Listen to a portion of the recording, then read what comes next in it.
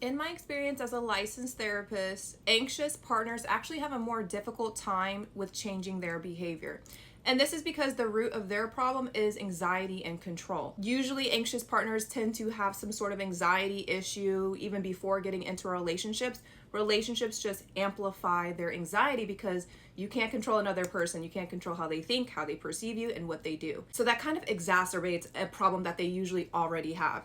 For the avoidant partners, they typically have no problem with detaching at all because they learned at a very young age to be independent, to not worry about other people's feelings really. They probably came from very neglectful or traumatic backgrounds and they learned how to survive on their own. So they're very perfectly fine being alone. Avoidant partners typically have more issues with feeling lonely and feeling like they can't trust others, and that's their biggest issue. They're usually a little bit more willing to try and attempt, but the first sign of rejection or the first sign of it not working from their anxious partner, they tend to close back up and go back into their shell. The anxious partner tends to be more critical, hyper observant, hyper vigilant, and kind of suffocating to their partner, which is why it's so much more difficult to get the anxious partner to stop those behaviors.